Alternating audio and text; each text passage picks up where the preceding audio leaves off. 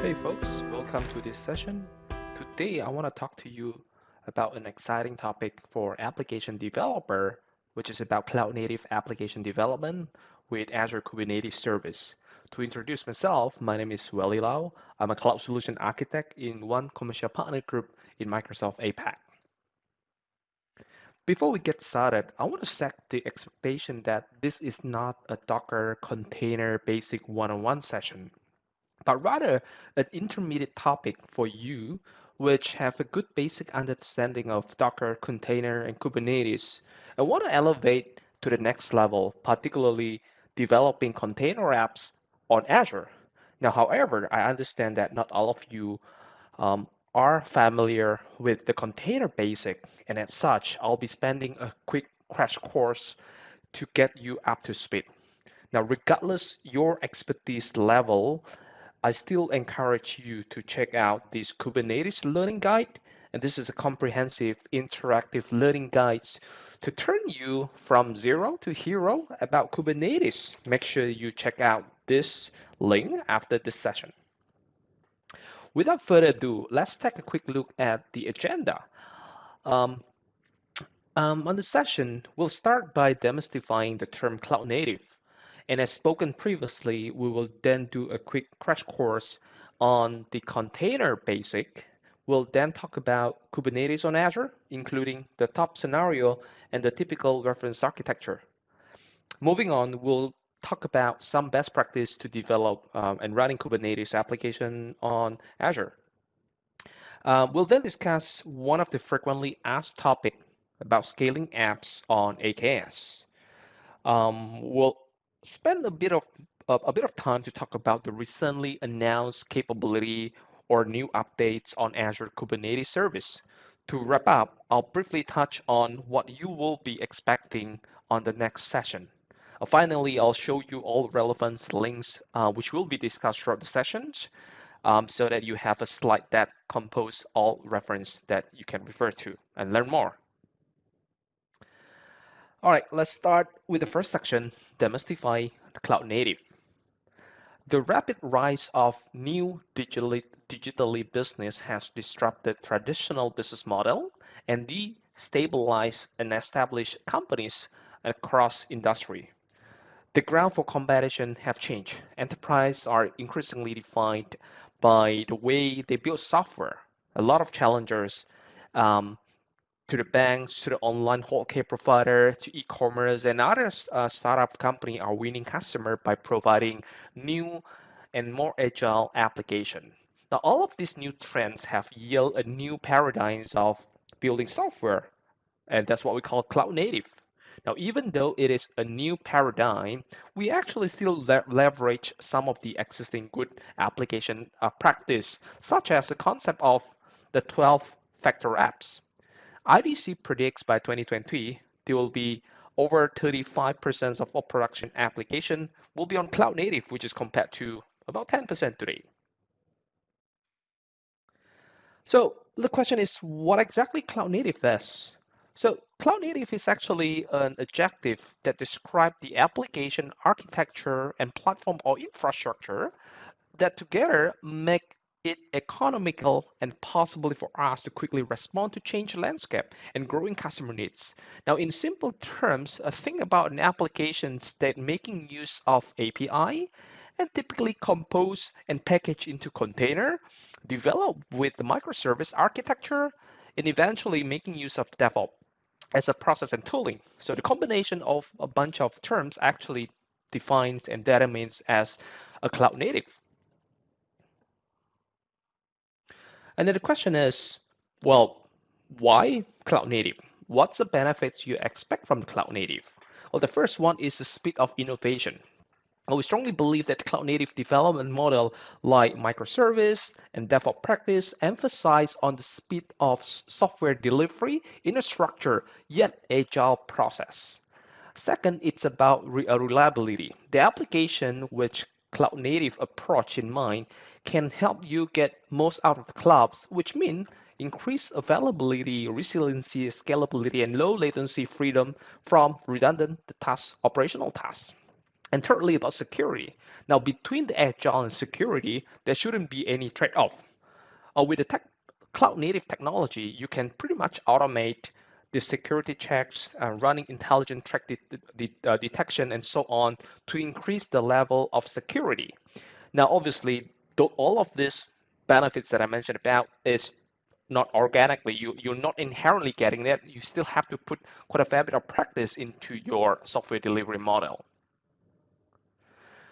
We talked about the benefits in the previous slide. However, a customer who would like to leverage cloud natives will also needs to be aware that there are additional drawback on top. First is typically the cloud native technology, which make use of open source change very fast, and which means you also need to keep up the changes, ensuring your apps it's on the supported release. Second, related actually to the first point, it enforces you to change your development and deployment phase to much rapid model. And this is something that your development team needs to adjust accordingly. Third, don't be surprised if there are some of the feature or some of the product may be decommissioned or deprecated. If there are some directional change or roadmap change, and as such, your team needs to be agile enough to adopt and make change necessarily. Now let's talk about the benefits of Azure for building cloud native applications. So Azure can help you realize the benefits of adopting cloud native application. A first point is according to Forrester, a research company, Azure offers a very strong developer experience and pretty much complete tool change. We also have a number of capability which just like a managed database that can serve a high level availability, and we also pay very close attention to security. We spend over $1 billion invested every year in research and development on that particular area. We have over 90 compliance certification today.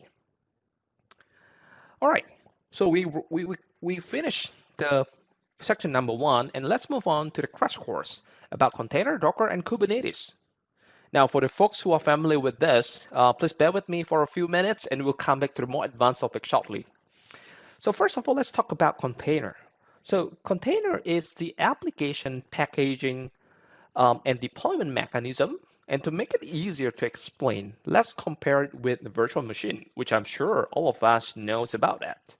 So both of them, container and VMs, are very portable.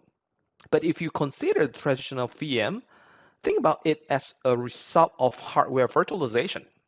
Okay. However, container is actually an operating system virtualization, right? Containers share the operating system while the virtualization actually sharing the hardware, the host eventually.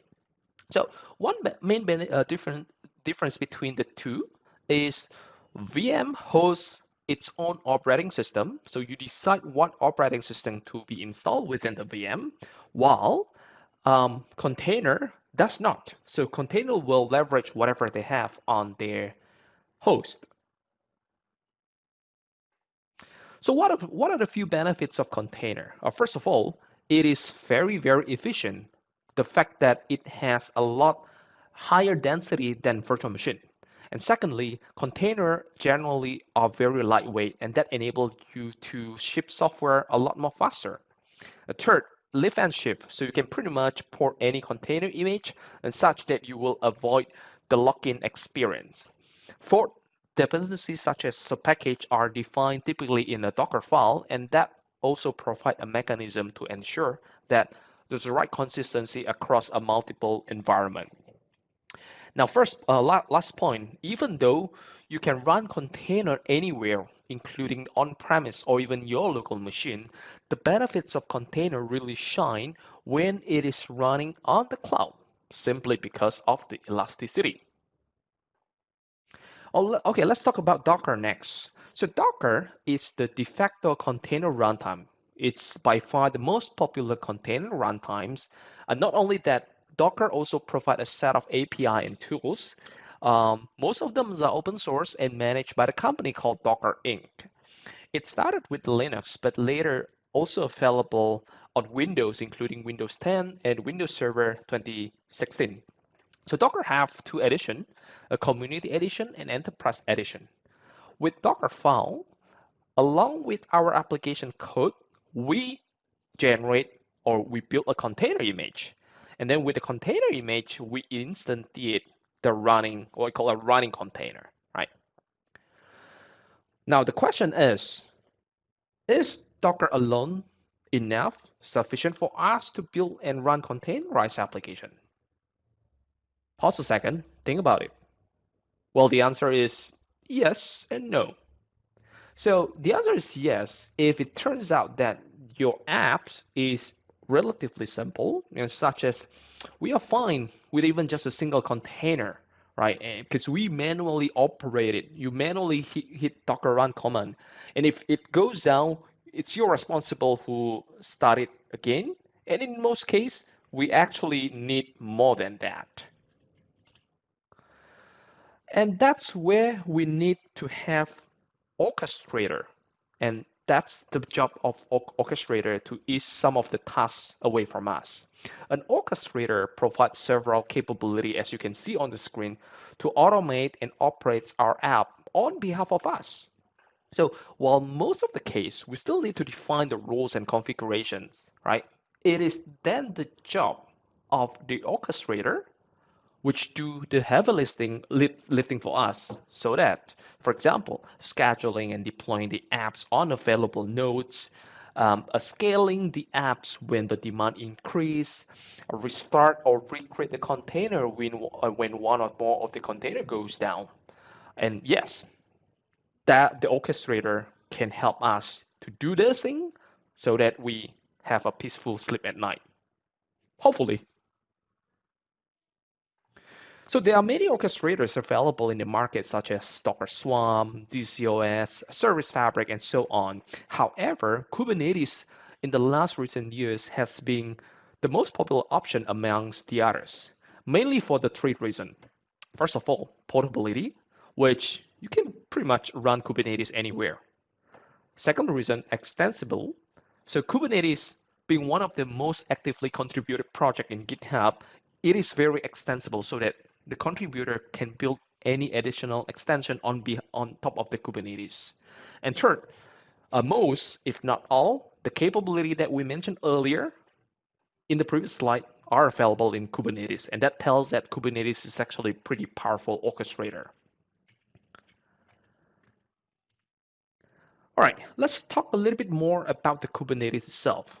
Now, you may have seen somebody refer as K8s, right? Or some people just call it KFs. And that's because, well, Kubernetes itself is quite a lengthy word, right? Um, that's because there are 8 characters between that word, right? So between K and S are 8 characters. That's the reason why people call it KFs. The terms Kubernetes come from the Greek word, which means helmsman or ship pilot. Right. Kubernetes was highly inspired by Google Borg system. It was then released as open source project by 3 founders, Joe, Brandon, as well as Craig. Kubernetes was donated to CNCF and actively contributed by many organizations, including Microsoft, Google, Red Hat, IBM, and so many, many more. The primary way to interact with Kubernetes cluster is with the command called kubectl. Though you can make use of dashboard or API, or you build any layer on top to interact with Kubernetes, and that's perfectly fine as well. Kubernetes on Azure was designed with the principle of enterprise ready. So on the platform level, you can see that we have a number of Azure service to empower container and Kubernetes. Experience on Azure, we also have other development tools such as Visual Studio, GitHub to enhance developer experience.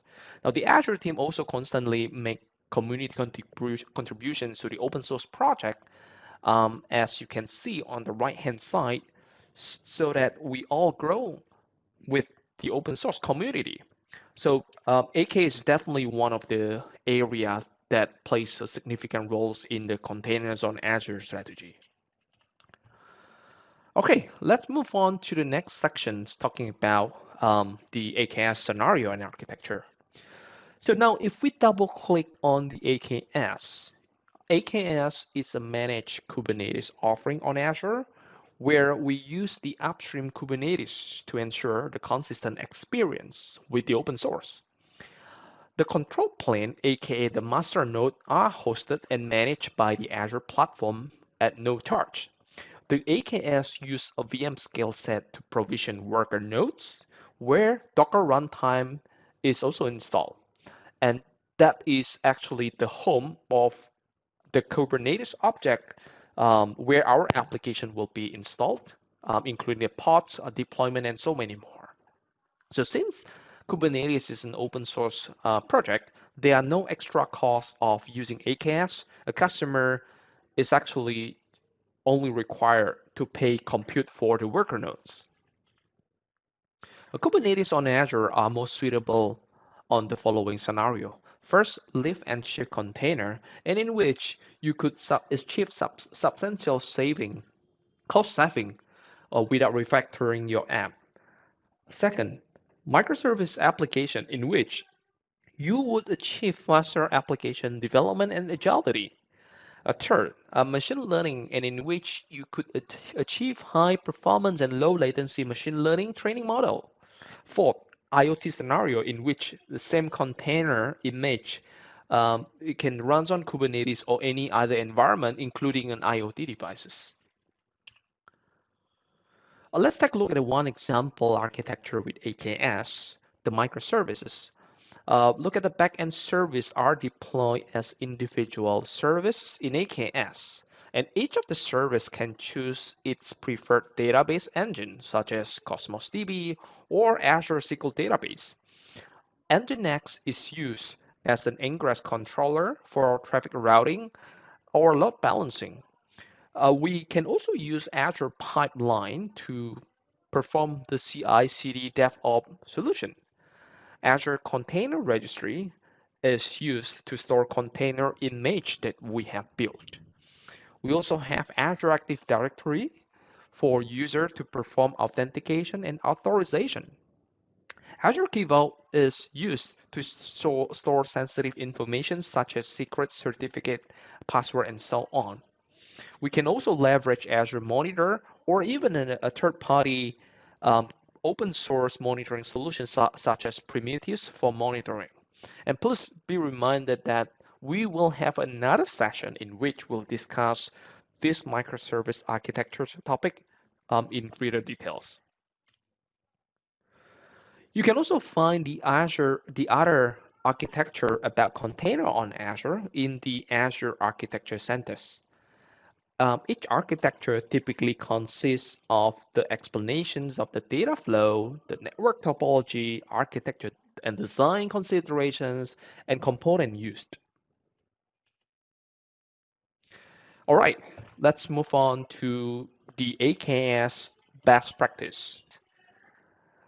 They are best practice both for cluster developer or cluster operator or administrator, and also for the application developer. So we will be discussing some of the developer best practice in this session. Now, before I move on to each best practice in more detail, a gentle reminder that the general application development best practice that we have known for years still applies here. For example, for application developer perspective, practice such as writing secure application to prevent SQL injections, cross-site scripting, they all still applies. And then practice such as writing applications which use memory efficiently, closing the connection object after use, they are all pretty much still valid. However, if you need some refresh on the best practice, feel free to check out the two reference link provided on the right. Likewise, for the Kubernetes operator, feel free to check out the general Kubernetes best practice on the left. All right, with that, let's talk about the first best practice. Make sure that you set resource requests and limits of the pod. Now, let me give you an analogy to explain this. I bet most of you have ever made reservation for a restaurant. for dinner or lunch. So look at it, for example, let's look at the conversation goes like this. I'm making a phone call, and then the reception will ask you, how many people would you like to reserve for a table? Well, what about if you say, well, I'm not telling you, or I don't know, right? The reaction for the attendee will be, what do you mean, right? And that is exactly what happens if you don't set the request and limit. So Kubernetes will use the default request and limit, which most probably not the most efficient way, because simply not every application requires same amount of resources. And for the same reason, you might experience performance degradation, and as such, we strongly recommend you to do so. And here's an example in YAML file in which you tell Kubernetes to set requests and limits of CPU and memory, right? So the request is basically define a set of amount of resource in which memory and CPU that pod needs on a regular basis, right? Limits, at the other hand, it's the maximum of the CPU and memory that a pod can use as the stretch, right? While I mentioned about the importance of set that requests and limits, the best practice number two is actually the enforcement and the detection to the previous one. So for enforcement, you can use the limit range object in Kubernetes to explicitly define the default. When activated, the user must specify the values, or else Kubernetes will reject the pod creation. For detection, you can make use of Kube Advisor tools. It is an open source project that can be used to scan and report different issues. One useful check at the moment is exactly the purpose of reminding you to set the requests and limits of the fault. And I wouldn't be surprised in the future that if we add more capability to the QuickCube Advisor. So moving on to the best practice number three, um, which is the development tools for AKS. The first one is the Kubernetes extension for VS Code. It works with any cluster. It requires dependencies such as kubectl and Docker to be installed in order to function. So it provides very convenient way to view your cluster in exploratory view, give you intelligence for kube resource, and so many more. Another tools that will be very helpful is called Bridge to Kubernetes. This allows you to develop microservice architecture very conveniently. Now I'll talk more about this tool in the upcoming session, so stay tuned. And with that, let me show you the demo of Kubernetes extension um, with VS Code.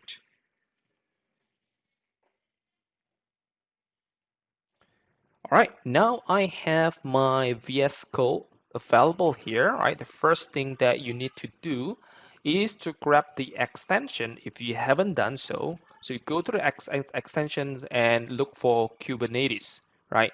So notice that I have already one installed here, right? Otherwise, you will be prompted to install it. So make sure that you hit the install button. Okay, so once you have it installed, the next step is basically how do you authorize your account, your Azure account, to the VS Code. And in this example, I have successfully authorized my account over here. And you notice that I've got my subscriptions enabled and integrated to the VS Code here. So when you have that install, the extension install, you notice that there's a section on the left-hand side showing Kubernetes. And over here, what you could do is to hit the three dot and either add an existing cluster if you have one. And just to remind you, this tool runs in any Kubernetes clusters, not just AKS. That runs for Google, that runs for AWS, that runs for the local Kubernetes, right? So you can add an existing, or you can also hit the create new cluster, and with that you can then add the new cluster with the wizard. So it's pretty convenient. So moving on, once you have added your cluster, you will notice that I have two clusters shown here. And then what I can do is drill down into a little bit details. And you notice that I've got a few different Kubernetes objects shown here. So what I'll do is hit namespace or drill down the namespace, and you notice that I've got different namespace, right? And as simple as that, what I can do is right click and say use namespace, and what it does, it will change the default namespace to that particular one. Okay, now obviously I can change, but again, use namespace here. Okay, the next thing that I'm going to show you is to expand the node. So the nodes actually it's the virtual machines that was created by the VM scale set to host our application. So this is the worker nodes here. So I can expand further of the node, and you notice that there are all bunch of pods installed and deployed to run my application. Okay. What is cool is you can right click on one of them and notice that there's an ability for me to boom, click the terminal. All right. And the moment I hit the terminal, let me do it one more time, you'll notice that I can perform, it automatically allow me to perform an SSH into that terminal. So if I click ls, if I click top, this terminal is basically um, within the container, right? Not just my a local terminal. That's pretty convenient. So moving on, if I were to click workloads, you notice that I have a subsequent different object here. What I'm going to do is expand the deployment, and you notice that I have WordPress install here, okay? And what I can do is right click and click load, okay? And the moment I hit load namespace, what it does, load that deployment, what it does, it will show you a YAML template, okay? Now, remember, Kubernetes has a lot of object, and it's possible for us to recognize every single details. Definitely, you can check at kubernetes.io. But what this extension allow you to do is the moment you hover to one of the object here, you notice that it gives you the detailed description about what each of this attribute is. Okay. Now, if I were to, let's say, change the replica from 1 and I accidentally hit 1 or 1A1, what it does, it will prompt you that we are expecting an integer in the replica, right?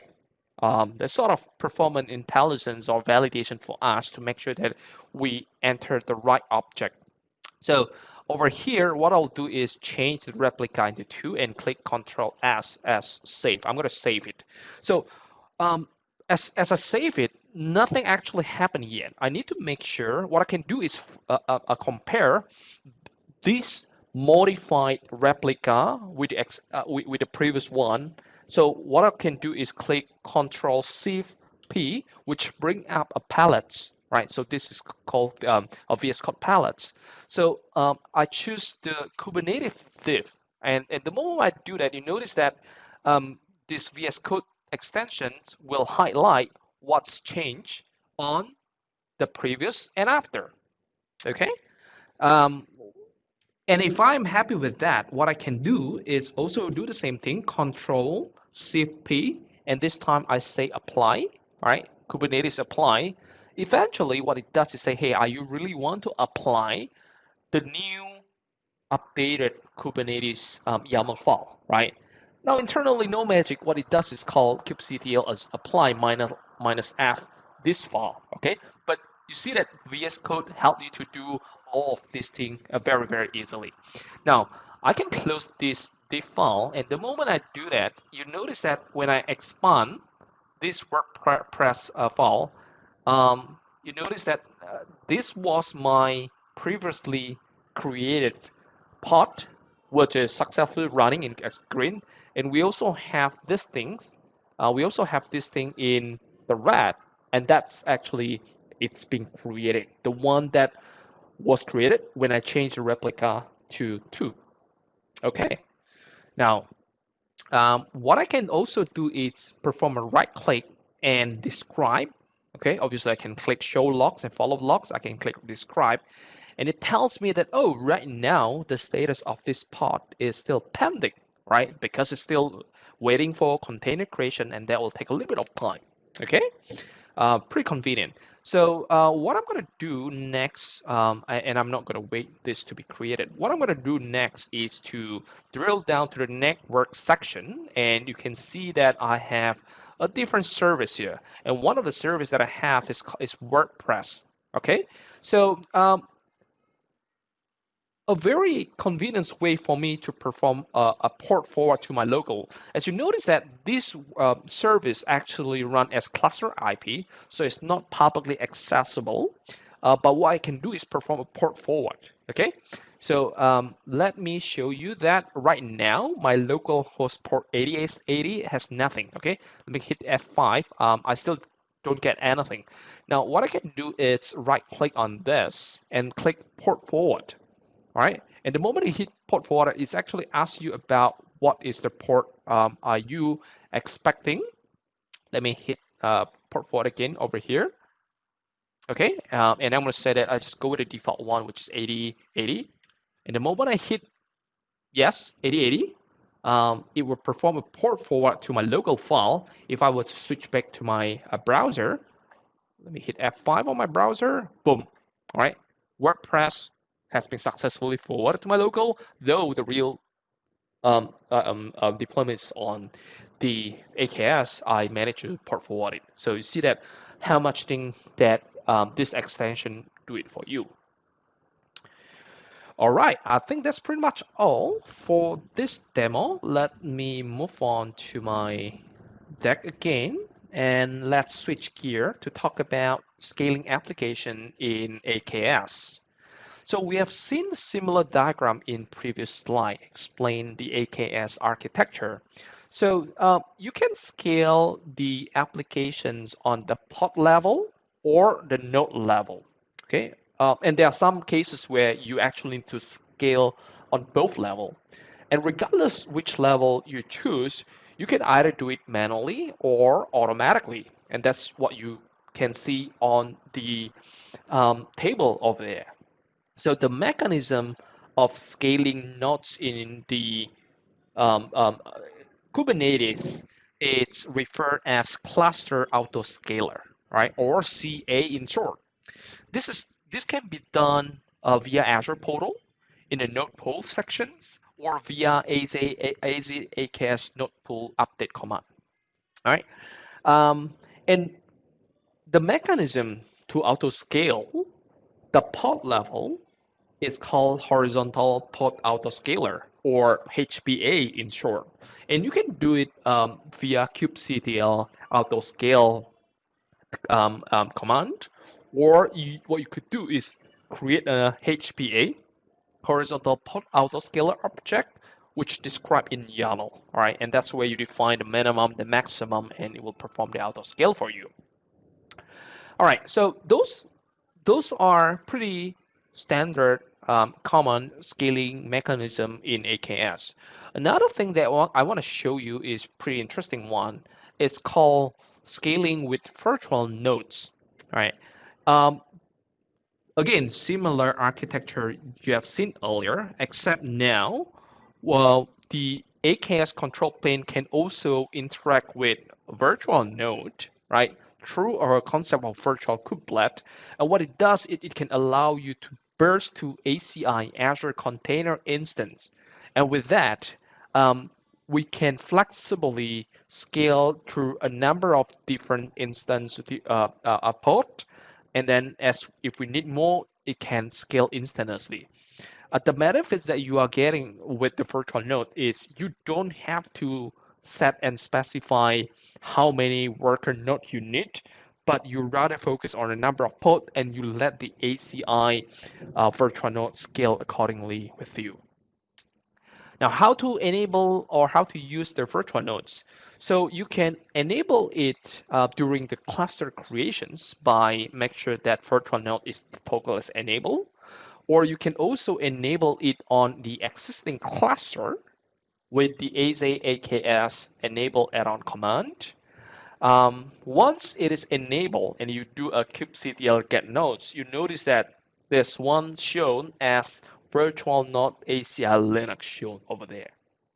Okay. All right. Let's move on to the last sections, which is what's new or what's new update in AKS in the recent months, like 12 months or so. A gentle reminder that this might not represent every single new updates, but rather some of the capability which I personally find it very useful and interesting. The first one, hey, now you can view the Kubernetes object resource directly in the Azure portal without have to do it manually with kubectl. And definitely you still can do that or going to the kube dashboard. Well, this is actually in addition to what I showed you earlier that you can do it very conveniently with VS Code extension for Kubernetes. The other cool thing is with the same extension, you can view the YAML file, you can modify it, you can save it, and it pretty much perform a lot of automations and deployment for you. A second one is the ability to perform automated deployment from the deployment center. This is basically a capability to embed a so-called CI/CD DevOps in with a GitHub action and so on. So what you need to do is go to the deployment center on the OKS section, and the couple of steps that you need to define start from you define the source where you want to store your source code, and then you can choose the specific repository, and eventually do you want to use the where do you want to deploy your AKS to, and so on, and what it does, it will create for you. The next one is Azure Monitor for Container. Though it is not a very new feature, there's a lot of improvement has been made, including now the fact where you can drill down into a very granular detailed object on the cluster of your Kubernetes. And pretty cool. You can in fact toggle the live data, right? Just to be reminded that you definitely still need application monitoring, like application insight. If you were to monitor your application detail log that's specific to your application. So this Azure Monitor for Container pretty much monitor your infrastructure, your cluster, your node, your pod on the cluster perspective or the infrastructure perspective. Another big announcement is we made the general availability of Windows Server containers in AKS, and this opens a lot of opportunity for customer to lift and shift their legacy Windows application like .NET Framework-based ASP.NET application to AKS. And in fact, I did a simple example here where I have a very old application. It was called Nerd Dinner. I think it was developed as an example code in one of the books of ASP.NET MVC 1.0, somewhere between 2009. So what I did was containerize it with a Windows Server container with Docker and Visual Studio, and then I push it to the Docker container registry, and then eventually push all the way up to Kubernetes, and boom, there you go. So let me show you a quick example demo with that. Okay, so over here, as you can notice that I can go to the Kubernetes service, and then the Composer port. So what I have is the node pool, which has the Windows container. Okay, so notice that the operating system type is Windows. And the moment I hit in service ingress, and this is actually demoing the previous slide that I mentioned to you, that you can see the Kubernetes resource in the Azure portal right away here. And if I show you this example of this public IP address, and in a few seconds, there you go. You should see that this application, although it doesn't look very sexy, now runs on AKS as a Windows container. All right, let's move on. Definitely, you can look at much more detailed roadmap of the AKS. What are the things that are in the backlog? What are the things that have been committed? what are things that recently shipped, general available, and so on. Feel free to suggest and comment if you have any particular feature which you definitely hope is available. All right, and with that, we are reaching the end of the session. um, Give you a little bit of tips in terms of what you will be expecting in the next session. We will be talk about the microservice architecture concept, the critical success criteria of building microservice architecture, what are the few Azure service that will help you build microservice architecture, and then we'll spend quite a fair bit of times on showing you the demo of Bridge to Kubernetes, which I think is pretty cool. All right. I know that there was quite a lot of links which I showed earlier on, but if you need to take a screenshot, this is the every single links that I shown in throughout my session. And with that, thanks a lot for attending this session.